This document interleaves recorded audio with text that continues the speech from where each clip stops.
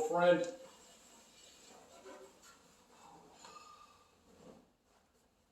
Well, I was on vacation last week and get some great news. You know, you're 66 years old, 1957. And through the end of the 1950s, the 60s, and early 70s, you raced at probably almost every racetrack in North Carolina, South Carolina, and Virginia. Whether it was dirt, whether it was asphalt, you were one of the guys to beat. Especially when you had that flat top piston, blueprinted balance, straight 6-cylinder. Man, I heard some stories about that. But you know what? You're 66 years old. And some of these welds, now look at these welds, they're over 60 years old. How you survived, I have no idea. But you have. And I'm real happy that you have survived all these years. You know, after you were racing in the early 70s, you were put out to pasture for a while. Literally, you sat out in the field for years because you had a bad accident. And the back end of the car was all smashed. So you were abandoned in the field.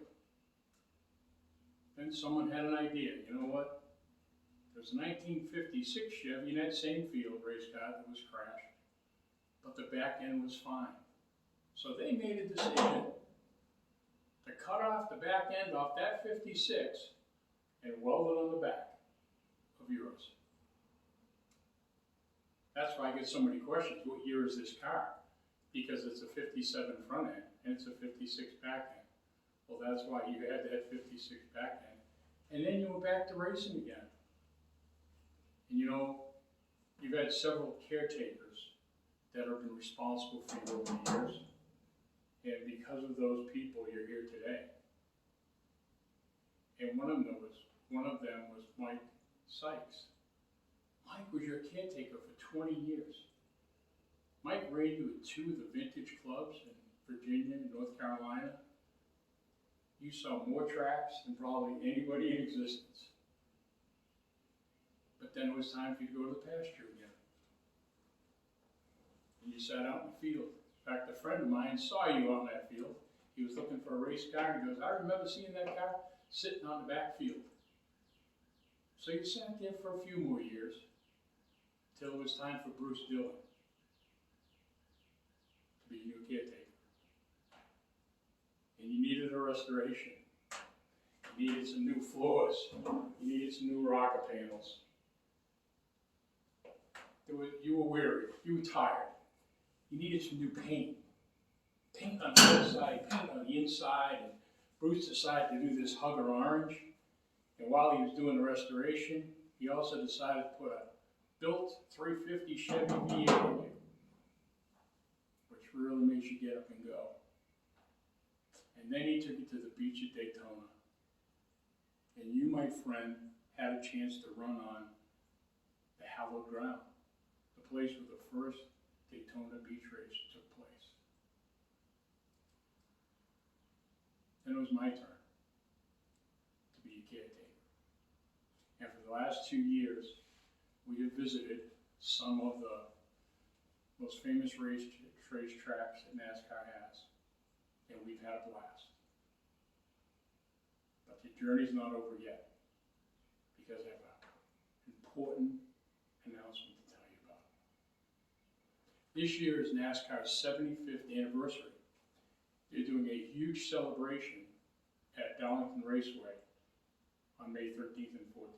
Actually starts on the 12th. They decided to pick 20 cars to represent the 75 years of NASCAR. You, my friend, were picked as one of those 20 cars. You'll be there for that throwback weekend. You'll be on display Saturday and Sunday in the midway. So everybody can take a look at you. You'll be on the track both Saturday and Sunday doing some exhibition laps. You'll also be part of the parade Saturday night from downtown Darlington to the racetrack. So this will be your biggest stage. You'll be in front of over 50,000 people. And you know what? You've been a survivor, and you've earned it. You've earned this opportunity. And I think that's what both of us have in common. We're both survivors. Even though you're a little younger than I am, we both survived. No matter what was thrown at us, we just keep going. So I really wanted to say congratulations. It's been a long journey. We're going to give you a little special tune-up for that weekend. Special coat of wax. So you look your best in front of all those fans. Congratulations, 66 years. And congratulations on being selected by NASCAR representing an era of racing.